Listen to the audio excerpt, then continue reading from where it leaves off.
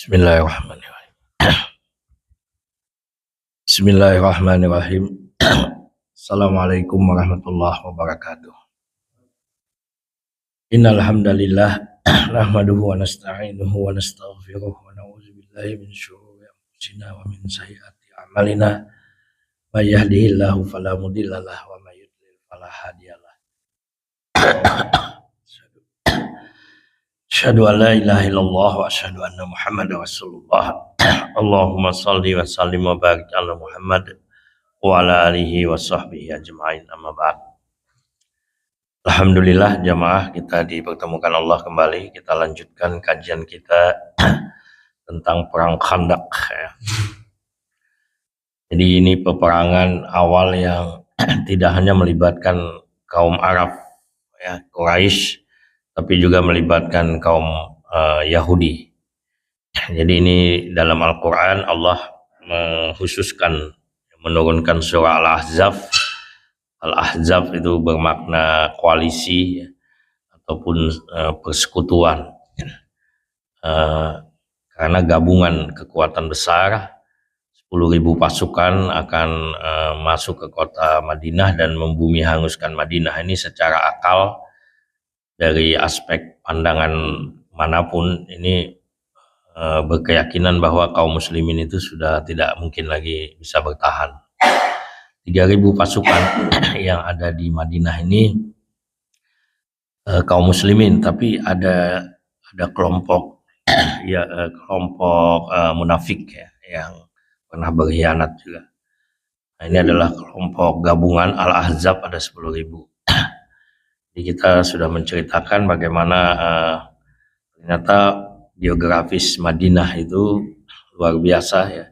Jadi memang Allah memilih Madinah untuk tempat hijrahnya Rasul ya. Itu tentu punya alasan-alasan logis yang dalam fakta sejarah ini terbukti. Karena Nabi itu pernah ke Taif ya, juga berencana melihat Taif. Kemudian para sahabat juga sudah ke Habasyah, hijrah ke sana. Dan pilihan ternyata adalah pada Madinah. Madinah ini dikelilingi oleh bebatuan, ya, oleh gunung-gunung, ya, oleh harah, ya, padang bebatuan tajam, yang batuannya itu kalau dalam bahasa ilmu batu, ilmu geologi itu batuan lava. Ini lelehan magma purba masa lalu dan tajam ya. Ini mengelilingi kota Madinah, sehingga satu-satunya jalan untuk masuk secara besar-besaran ke Madinah itu memang harus lewat depan ini. Kalau lewat tempat lain itu sangat kecil kemungkinan. Penyusupan bisa. Nah, tempat lapang di Madinah itu, di belakangnya, di selatannya itu adalah perkampungan Yahudi ya, Bani Quraidah. Ini Yahudi Bani Quraidah punya kampung di sini. Nah, di dekat dia ada juga pegunungan Jabal Air namanya. Nah, ini bisa masuk lewat sini pasukan, tapi sangat terbatas juga. Sehingga Yahudi Bani Quraidah ini nanti dibujuk untuk menyerang kaum muslimin dari sini. Jadi kaum muslimin nanti akan terjepit.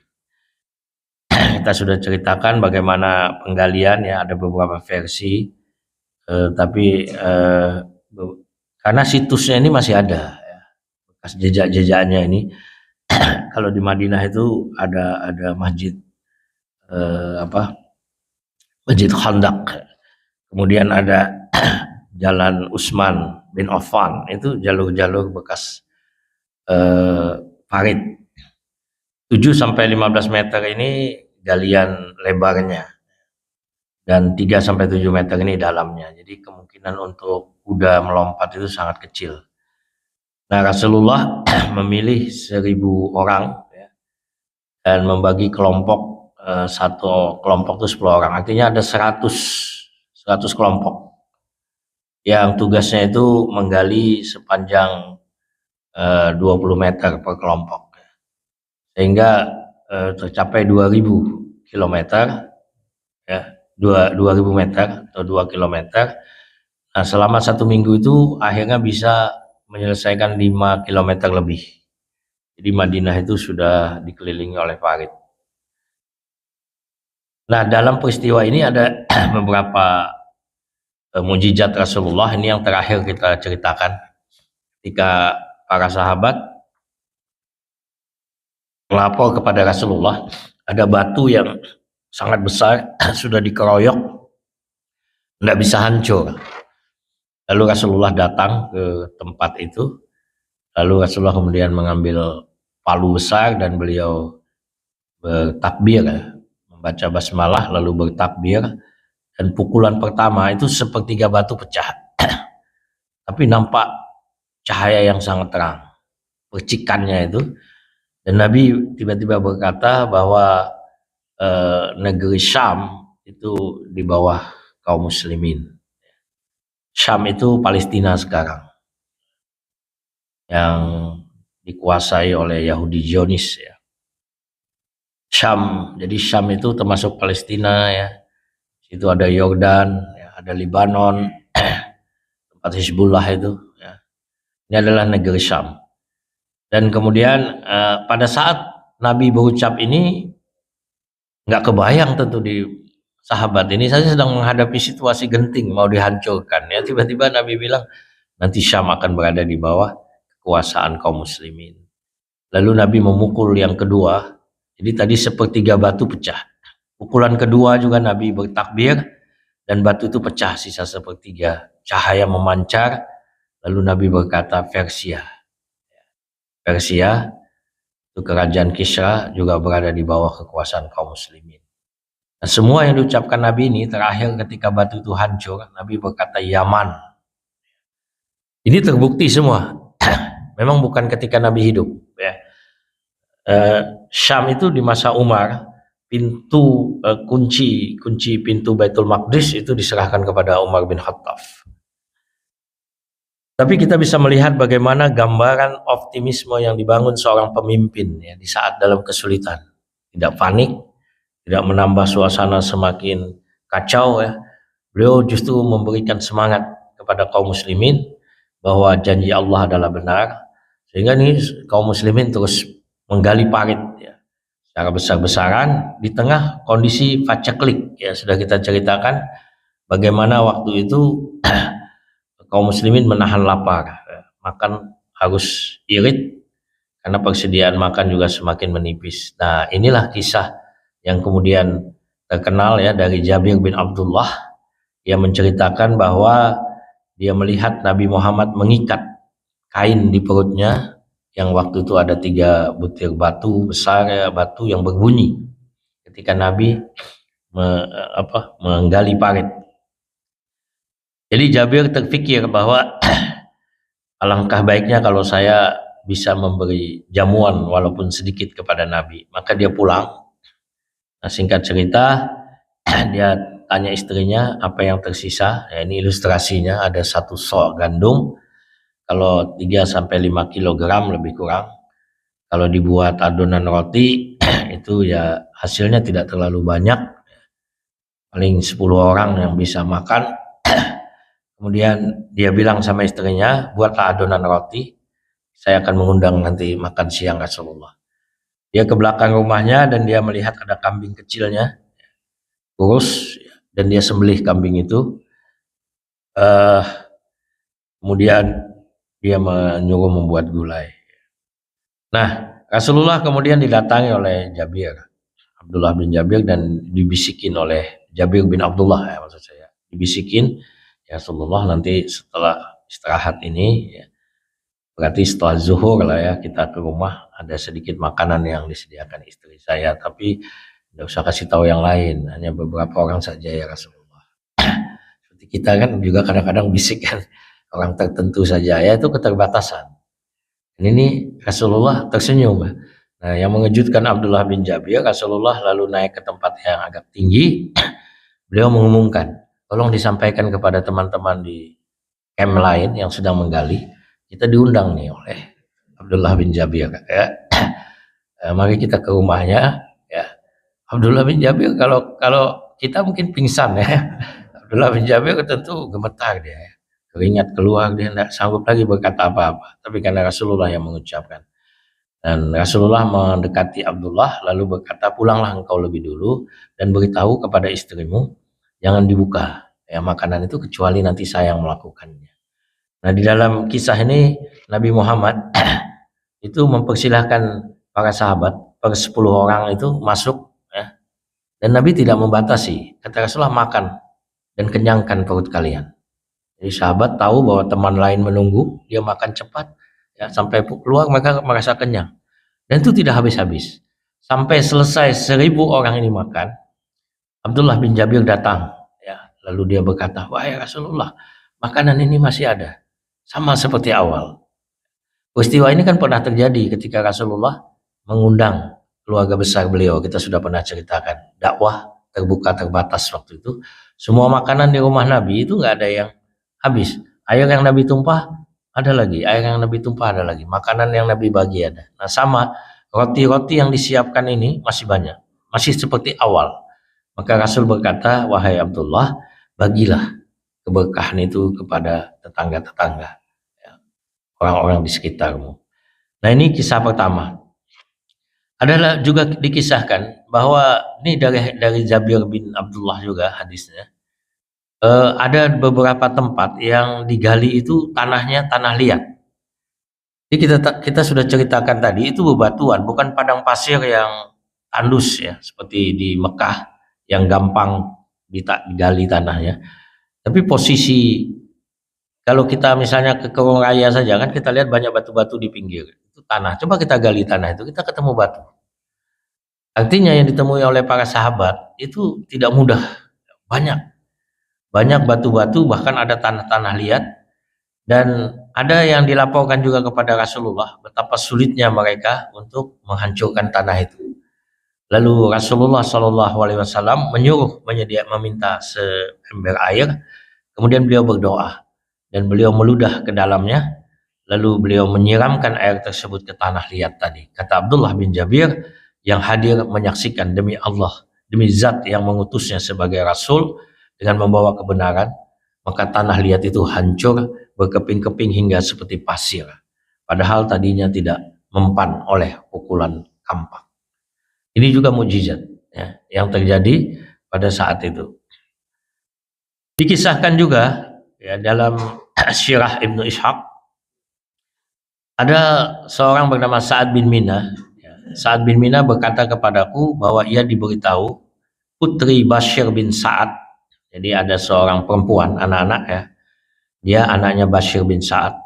Saudara perempuan Nu'man bin Bashir. Jadi Nu'man ini ikut perang ya.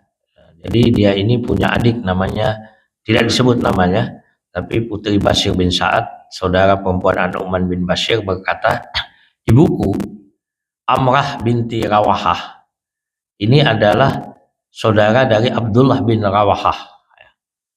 Jadi Abdullah bin Rawahah itu paman daripada anak perempuan ini. Ibuku Amrah binti Rawahah memanggilku, kemudian memberi aku semangkuk ya, kurma dan dimasukkan ke dalam pakaianku. Mungkin ada semacam kantung, masukkan ke dalam pakaianku dan berkata, putriku, bawalah ke tempat ayah dan pamanmu kurma ini ya. Abdullah bin Rawahah, bawalah kurma ini, antar kepada keduanya, tentu untuk makanannya ya. Lalu aku mengambil kurma tersebut dan berangkat pergi, kata putri Bashir bin Sa'ad tadi.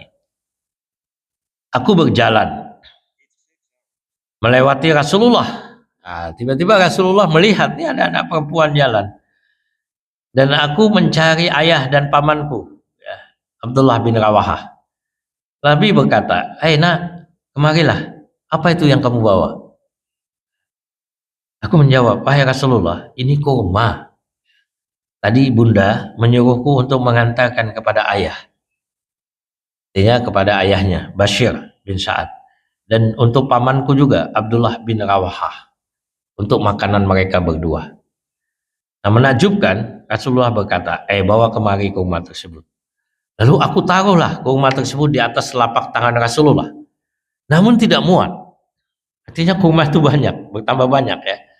Lalu beliau meminta kain untuk digelar sebagai wadah kurma.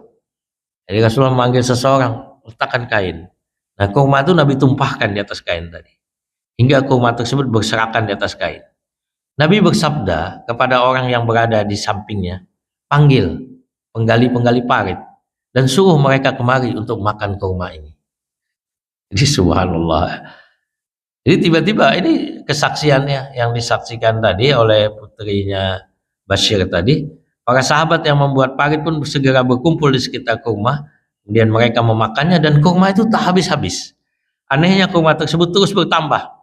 Hingga para sahabat pembuat parit usai memakannya, kurma itu masih keluar dari ujung-ujung kainnya. Ini adalah mukjizat baginda Rasulullah Shallallahu Alaihi Wasallam. Nah, jamaah yang dimuliakan Allah, kita ikuti jalannya peperangan. Saya ganti slide saya ya. Di jalannya peperangan, apa yang terjadi?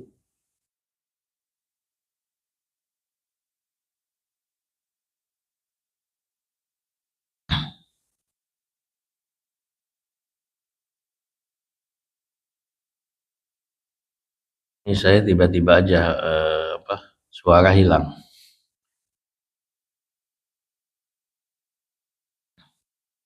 Baik, kita melihat bagaimana terkejutnya pasukan kafirah ya, Al-Ahzab ya. Jadi kalau dulu kita perang Badar, perang Uhud menyebutnya pasukan kafir Quraisy, tapi sekarang ini tidak bisa hanya disebut kafir Quraisy ya. Ini adalah pasukan koalisi, pasukan sekutu.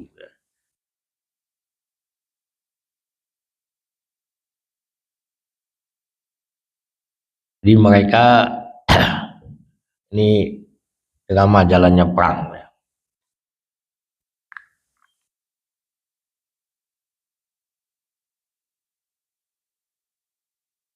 Jamnya itu betul ya, jam 6 ya. Jadi 10.000 pasukan Al-Ahzab tiba di Madinah. Ini terjadi pada bulan Syawal tahun 5 Hijriah. Jadi baru bulan Ramadan ya.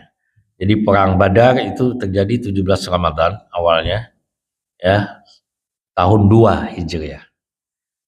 Setahun setelah itu terjadi perang Uhud, bulan Syawal, setahun sebulan, tahun 3 Hijriah. Nah, dendam perang Uhud itu masih membara, tapi mereka masih berpikir untuk menyerang Madinah. Kebetulan terjadilah pengusiran Bani Nadir. Ya. Bani Nadir ini yang kita ceritakan ingin membunuh Nabi, jadi ingin menjatuhkan batu ke kepala Rasulullah. Peristiwa ini diberitahu oleh Jibril kepada Rasulullah. Rasulullah datang baik-baik waktu itu untuk meminta bantuan diat, ya, tebusan terhadap kesalahan dalam pembunuhan yang dilakukan oleh salah satu sahabat Rasul, dan dalam perjanjian itu ditanggung bersama. Tapi ternyata diam-diam mereka ingin membunuh Rasulullah. Nah, Rasulullah kemudian menghukum mereka, mengusir, pertama memberi kesempatan Bani Nadir ini untuk keluar Madinah, jangan lagi tinggal di dalam kota Madinah, tapi mereka akhirnya melawan karena dibisikin oleh Abdullah bin Ubay, munafik, yang mengatakan jangan keluar, nanti saya kirim 2.000 pasukan. Kenapa takut sama Muhammad? Tapi ternyata pasukannya tidak datang-datang. Akhirnya mereka dikepung oleh pasukan kaum muslimin. Di kampung mereka itu banyak pohon-pohon kurma. Nabi itu melarang memotong pohon-pohon dan membakarnya ya. Tapi dalam perang ini Nabi mengizinkan sebagian, karena memang untuk jalur masuk ke bentengnya Bani Nadir, dan juga memberikan ketakutan kepada mereka dengan bakaran dan asap itu. Akhirnya Bani Nadir menyerah dan mereka meninggalkan meninggalkan Madinah. Di situ dendam muncul dan mereka bermukim di Khaybar. Dari sana mereka kemudian membangun koalisi dengan kelompok kafir Quraisy. Terjadilah penyerangan pada bulan Syawal tahun 5 Hijriah. Nah, pasukan Al-Ahzab terkejut ya, di luar dugaan mereka, karena yang mereka lihat ternyata ada parit yang besar, bukan pasukan. Terbayang oleh mereka, mereka akan dihujamin panah, mereka akan dihadang oleh pasukan, tapi dihadang oleh parit ya. Ini kayak tirai ibu-ibu di belakang tuh lah, Kita mau lewat udah nggak bisa. Ada parit ini. Jadi ini shock yang pertama dari kelompok Al-Ahzab. Ada apa ya?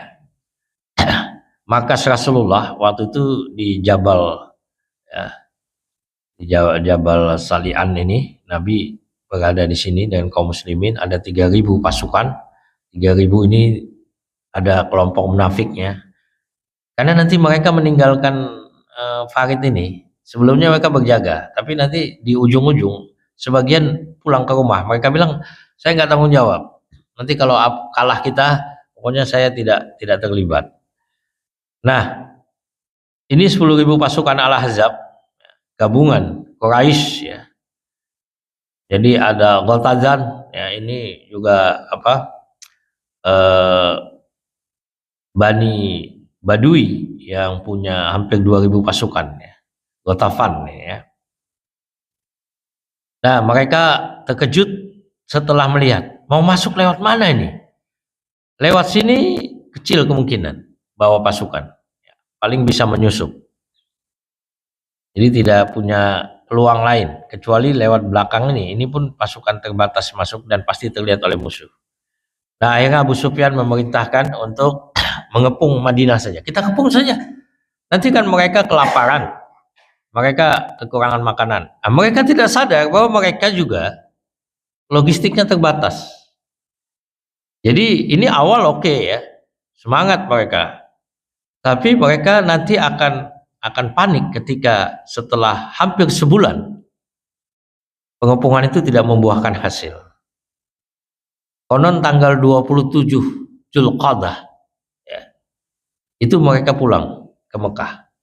Jadi kalau Syawal itu katakanlah pertengahan, 1 bulan lebih ini pengepungannya. Jabal Salah ya. Kemudian pasukan musuh yang mendekati parit dihujani anak panah kaum muslimin. Jadi begitu mereka datang, mereka bilang, ada parit biasa ini. Mereka maju, mau lihat parit ini. Tapi begitu maju, anak panah meluncur. Nah, salah satu yang kita bisa lihat kepiawaian Rasulullah dan para sahabat, galian tanah ini ditumpuk ke arah kaum muslimin. Jadi ini menjadi benteng. Seperti kita kalau masukin pasir di karung itu. Ya, kalau yang waktu masa-masa konflik kan di beberapa pos ya, pertahanan itu pasir-pasir yang diisi dengan karung yang diisi pasir. Nah, ini berada di kaum muslimin. Sehingga begitu mereka dekat parit mau nengok, panah meluncur ya. Dan tidak sedikit dari mereka yang terkena panah dari kaum muslimin. Di situ baru mereka tersadar bahwa kekuatan Islam luar biasa. Nah, ini ilustrasi jalannya perang ya. Pasukan besar aliansi Arab, ini sudah sempat saya sampaikan, 10.000 pasukan itu Quraisy ada 4.000. Ada 4.000 infanteri. Infanteri ini berjalan kaki ya Pak. Infanteri 1.500 unta, 300 pasukan berkuda. Jadi 60% pasukan ini memang Quraisy. Tapi yang lain ini ada Bani Fazarah mengerahkan 10% dari kekuatan yang ada, 1.000 orang. Pemimpinnya Uyainah bin Hisin ikut. Ada 100 unta. Bani Murrah sebanyak 400 orang dipimpin oleh Haris bin Auf. Bani Asya 400 orang dipimpin oleh Misar bin Rukhailah. Bani Sulaim 700 orang dipimpin oleh Sufyan bin Abdus Syab. Bani Asad dipimpin oleh Tulai bin Khailid. Total pasukan itu 10.000. Jadi bulan Syawal 5 Hijriah mereka terhenyak karena berhadapan dengan parit. Ya, tidak membayangkan. Nah, inilah tumpukan tanah yang saya cerita tadi. Ini ilustrasinya. Itu berada di kaum muslimin. Sehingga kaum muslimin setiap dipanah mereka cukup tiarap saja. Ada ribuan panah terus ya. Kedua belah pihak saling melancarkan panah. Sementara kafir Quraisy hanya mencari kesempatan ya, Al-Ahzab ini, tapi kaum muslimin bisa leluasa untuk memanah. Dan ini terjadi berhari-hari. Sebagian yang mencoba itu ada yang jatuh. ke dalam parit dan tidak mungkin lagi bisa untuk naik ya. Mereka ada yang tewas di dalam parit ini, panah oleh kaum muslimin. Nah, pasukan Al-Ahzab mulai bingung dan panik. Mereka belum pernah menghadapi peperangan seperti ini. Nggak ada dalam literatur mereka. Pelajaran perang-perang mereka, karena perang-perang orang Arab itu perang langsung berhadapan. Mereka belum pernah melihat ada peperangan yang orang itu bertahan melewati parit. Yang ada perang lewat membangun menara-menara ataupun benteng-benteng. Pengepungan terhadap kota Madinah menjadi tidak efektif karena mereka juga kekurangan logistik. Abu Sufyan akhirnya punya ide untuk membujuk Yahudi Bani Quraiza bergabung dengan mereka. Nah, kita tahu Bani Quraiza di belakang tadi ya posisinya, yang di dekat Jabal Air, pintu masuk dari belakang. Maka Abu Sufyan berpikir, kalau ya Bani Quraiza bisa kita ajak, ini Bani Quraiza di sini tempatnya, maka kita bisa melakukan penyerangan serentak. Kita dari depan, kemudian Bani Quraiza dari belakang. Kaum muslimin ini terbagi konsentrasinya sehingga parit ini tidak bisa dijaga dan kita bisa masuk. Nah, ini pikiran dari Abu Sufyan. Abu Sufyan merencanakan penyerbuan kota Madinah serentak, dari luar pasukan Ahzab dan dari dalam pasukan Yahudi Bani Quraiza yang kekuatannya sekitar 700 sampai 1000 pasukan, dan yakin dia bahwa bisa menang. Lalu siapa yang bisa mempengaruhi Ka'ab bin Asad ini? Karena Ka'ab bin Asad terikat dengan perjanjian dengan Rasulullah. Ya, di samping perjanjian Piagam Madinah, mereka punya perjanjian tertulis. Lalu Huyai bin Akhtab diutus, tentu rahasia. Malam-malam dia datang secara sembunyi-sembunyi ya ke tempatnya Huyai bin Akhtab, tentu lewat belakang ini. Tapi ini terpantau oleh kaum muslimin. Kaum muslimin mengetahui ada gerakan kelompok kecil yang menuju ke Yahudi Bani Quraiza. Nah, sehingga mereka tahu bahwa ada perjanjian antara Bani Quraiza dengan pimpinan Yahudi Bani Nadir ya. Jadi dua orang ini bertemu, Huyai bin Akhtab dan Ka'ab bin Asad. Sebelumnya Huyai meminta kepada Ka'ab, "Hai Ka'ab, beri aku kesempatan jumpa dengan engkau." Ka'ab tahu bahwa ini pasti mau membujuk dia melawan Nabi Muhammad. Dia nggak mau buka pintu gerbang. "Enggak," kata Ka'ab, "saya terikat kesepakatan dengan kaum muslimin. Saya tidak mau melanggar. Saya tidak mau punya masalah dengan Muhammad." Kata Huyai, "Aku tidak membicarakan masalah itu. Aku hanya kehabisan makan. Kalau kamu tidak beri aku makan, aku akan ceritakan kepada Yahudi-Yahudi yang lain betapa keritnya ya Bani Quraiza, betapa kejamnya terhadap sesama klan Yahudi. Namamu akan buruk." Akhirnya Ka'ab membuka pintu. Huyai masuk. Huyai makan, minum. Nah, disitulah kemudian Huyai bilang, "Hai Ka'ab, kami pasti menang. Bayangkan 10.000 pasukan. Kami hanya nunggu waktu. Nasib kamu, Bani Quraiza, itu akan bernasib malang. Kamu akan kami perangi. Aku tidak peduli walaupun kamu sama-sama Yahudi, tapi kamu membela Muslim." Orang Quraisy, Abu Sufyan, dia tidak akan pilih bulu. Dia akan habisi kalian. Pikirkan baik-baik itu. Ka'ab terkejut juga. "Jadi gimana maksudmu?" kata Ka'ab. "Mana perjanjianmu dengan Muhammad?" Dikasih lihat, ini disobek oleh Huyai bin Akhtab. Tidak ada guna perjanjian ini. Kalian dalam masalah. "Oke," kata Ka'ab, "kalau begitu apa rencana? Kamu tunggu perintah. Siapkan pasukan dan seranglah kaum muslimin dari selatan, dari tempat sekarang ini. Bersamaan. Kita pasti mencapai kemenangan." Selesai, pulanglah Huyai. Ka'ab bin Asad kemudian mengumpulkan pasukannya. Berita ini sampai kepada Rasulullah. "Wahai Rasulullah, ya, nampaknya Bani Quraiza diam-diam menyusun kekuatan untuk menyerang kita. Rasulullah kemudian mengutus seorang sahabat Sa'ad bin Mu'adz kepada Yahudi Bani Quraidah. Siapa Sa'ad bin Mu'adz? Sa'ad bin Mu'adz ini ketua suku Bani Aus. Kenapa dia yang diutus? Karena Bani Aus ini punya hubungan kedekatan dengan Bani Quraidah. Mereka punya bisnis dalam dagang. Nah, sehingga Rasulullah yakin Sa'ad bin Mu'adz ini bisa diterima. Tapi begitu Sa'ad bin Mu'adz, biasanya dia bolak-balik itu ke bentengnya Bani Quraidah, nggak ada masalah. Masuk saja sudah dikenal dia. Tapi begitu dia sampai, sudah ditahan dia oleh penjaga pintu gerbang. Anda tak boleh masuk. Kenapa? Kita kan sekutu. Kata penjaga itu, sudah tidak ada lagi hubungan antara kami dengan kaum muslimin. Katakan itu kepada Muhammad. Pulanglah saat menjumpai Nabi. Laporan Sa'ad bin Mu'adz meyakinkan Rasulullah bahwa Yahudi Bani Quraidah telah berkhianat. Rasulullah meminta agar berita ini dirahasiakan. Sebab kalau kedengaran oleh pasukan yang sedang menjaga Farid, wah ini bisa melemahkan, bisa membuat mereka panik. Maka Rasulullah memerintahkan agar wanita, anak-anak, dan orang tua segera diungsikan ke tempat yang aman di sebuah benteng. Jadi ada satu benteng, ya ini ilustrasi Rasulullah memasukkan ke sana perempuan, anak-anak, dan orang-orang tua. Berlindunglah kalian di sini. Nah jamaah, rupanya berita ini sampai kepada Yahudi Bani Quraidah.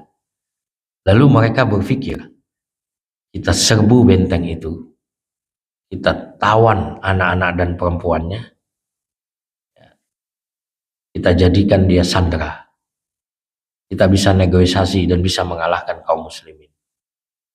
Diam-diam beberapa kelompok laki-laki dari Yahudi Bani Quraidah menyusup malam-malam, mengelilingi benteng, dan mereka berpikir, kita pastikan apakah di sana ada pasukan. Kalau ada pasukan, jangan, ini berisiko. Maka naiklah 1-2 orang. Tidak ada pasukan di situ. Yang ada Safiyah, bibi Rasulullah, dan dia yang mengurus makanan, membantu anak-anak ini. Tidak ada laki-laki. Laki-laki anak-anak semua dan orang sudah tua. Safiyah melihat ada gerakan yang mencurigakan dari atas benteng. Safiyah ini posisi Safiyah ya. Mohon maaf nih agak. Safiyah ini adalah anaknya Abdul Muthalib dari istrinya yang bernama Halah. Abdul Muthalib punya anak dari Fatimah, itu punya anaknya namanya adalah kita tahu Abu Thalib ya, Ummu Hakim, Arwah, Umayyah, kemudian Jubair, Abdullah ayah Nabi, ini mamanya Fatimah namanya. Kemudian Darah dan Atikah. Nah dari istri yang bernama Lubna itu lahirlah Abu Lahab. Jadi Abu Lahab ini anak Abdul Muthalib lain ibu. Jadi dia saudara Abdullah tapi beda mama. Sama dengan Safiyah. Kemudian Abbas, sahabat Abbas itu juga paman Nabi, tapi tidak satu mama sama Abdullah. Abbas. Dia mamanya namanya Natilah. Nah, Halah ini anaknya Safiyah. Halah binti Abdul Muthalib ini berpakaian seperti laki-laki. Dia bersegera dan dia mengambil pedang. Sehingga dari kejauhan, suatu yang memanjat ini sudah dekat, dia terkejut. Karena dia sangka ada seorang ya laki-laki pengawal, dan dia menebaskan pedangnya, putuslah kepala daripada pemanjat ini. Ini ilustrasinya, kepalanya putus, yang di bawah terkejut semua. Lari kembali ke benteng Bani Quraidah. Nah, akibat peristiwa ini bocor. Ada penyerbuan malam tadi. Ya. Ada penyerbuan dari Bani Quraidah terhadap keluarga kita. Tapi bisa dikalahkan oleh Safiyah. Safiyah bisa mengusir mereka. Akhirnya nggak bisa dirahasiakan lagi oleh Rasulullah. Pasukan yang ada di Farid goncang. Wah, ini gimana? Kalau tiba-tiba ada penyerangan dari belakang, kaum beriman tetap bertahan, yakin. Namun kaum munafik mereka menarik diri dan pulang ke rumahnya. Untuk apa kita ikut jaga ini? Ya, nanti kita jadi korban ini. Saya berlepas diri wahai Muhammad. Saya tidak ikut-ikutan. Ini semakin genting ya, mencekam. Jadi peristiwa ini ya menjadikan Nabi kemudian mengirim pasukan ke selatan 100 infanteri dan 300 kavaleri. Jadi tidak bisa dirahasiakan lagi. Jadi Nabi kemudian mengirim dari 3.000 tadi di 100 infanteri 300 kavaleri menjaga sekitar benteng. Nah, jamaah, ini nih yang terakhir dulu ya. Rasulullah juga berpikir bagaimana caranya ini. Tadi si Abu Sufyan dia berhasil mempengaruhi Bani Quraidah untuk menyerang kaum muslimin dari belakang dan tinggal menunggu waktu. Rasulullah berpikir bagaimana kalau saya bisa mempengaruhi Badui Bani Ghatafan. Dia punya lebih kurang 2.000 pasukan. Kalau dia bisa dipengaruhi, artinya dia keluar dari koalisi, dia kembali tidak mau bergabung, ini efek domino ya, bisa mempengaruhi kelompok-kelompok lain untuk mundur juga. Rasulullah melewati kode rahasia mengundang ya, pimpinan Bani Ghatafan untuk datang. Rasulullah kemudian berjumpa ya dengan ketua Bani Ghatafan. Lalu Rasulullah mengatakan, kalian tinggalkan pasukannya Al-Ahzab, kami beri kompensasi sepertiga hasil panen Madinah. Jadi ini hasil panen Madinah kan besar. Sepertiga kami akan berikan untuk Badui Ghatafan. Kalian akan makmur, tapi setahun ini saja. Kurma-kurma Madinah akan kami berikan kepada kalian. Nah, Bani Ghatafan pasang standar lebih tinggi, nggak mau. Kami minta setengah. Nggak mau sepertiga. Setengah, wahai Muhammad, kami akan tarik pasukan. Nabi tidak punya pilihan. Oke lah, kata Rasulullah. Tapi saya harus berunding dulu, kata Rasulullah. Karena yang punya Madinah ini kan pengusaha-pengusaha Madinah. Kaum Ansar. Oke, kami tunggu. Lalu Nabi berjumpa dengan pimpinan Ansar. Bagaimana ini? Mereka sudah saya tawarkan sepertiga. Ya, ini saya lakukan. Sahabat sami'na wa ata'na ya Rasulullah, kalau sepertiga. Bisa, kami setuju ya Rasulullah. Tapi maka nolak. Maka minta setengah. Ya Rasulullah, mohon maaf ya Rasulullah, kita juga butuh, kata para sahabat. Kita juga butuh. Kalau setengah jangan ya Rasulullah. Maka Rasulullah bilang, setengah kami tidak bersedia. Gagal. Ya. Bani Ghatafan balik. Ya. Nah, jadi Bani Ghatafan balik. Nah, tiba-tiba datang pertolongan Allah tak diduga-duga suatu malam. Di saat Rasulullah hening dalam doa-doa beliau, para sahabat juga. Nanti kita akan ceritakan ada beberapa sholat yang terlewat nih. Jadi tidak sempat sholat zuhur, sholat asar, sholat maghrib. Ya. Nanti bagaimana perilaku Rasulullah. Seorang pemuka Bani Ghatafan, salah satu tokohnya bernama Nu'aim bin Mas'ud, mendapat hidayah. Jadi dia melihat ya, hidayah turun, lalu dia menjumpai Rasulullah secara diam-diam di malam itu. Di hadapan Rasulullah dia bersyahadat, asyhadu an la ilaha illallah wa asyhadu anna Muhammad Rasulullah. Ya Rasulullah, saya Nu'aim bin Mas'ud, saya datang ya. Saya datang ke hadapan engkau, saya menyatakan keislaman. Dan perintahkan kepada saya Rasulullah untuk saya bisa membantu engkau memenangkan peperangan ini. Rasulullah berdua berdiskusi, bagaimana menurutmu? Kata Nu'aim bin Mas'ud, ya Rasulullah, tidak ada cara lain, saya harus menyamar. Karena saya masih dipercayai, saya akan memecah belah pasukan Quraisy dan Yahudi. Saya akan membuat mereka nanti ya akan bercerai-berai. Rasulullah lakukanlah dan hati-hati. Lalu Rasulullah mendoakan. Nah, dia datang menjumpai pimpinan Bani Quraidah, Ka'ab bin Asad tadi. Ini kan tadi Bani Quraidah itu sudah menyobek-nyobek surat Rasulullah tadi. Mereka sudah tunggu komando.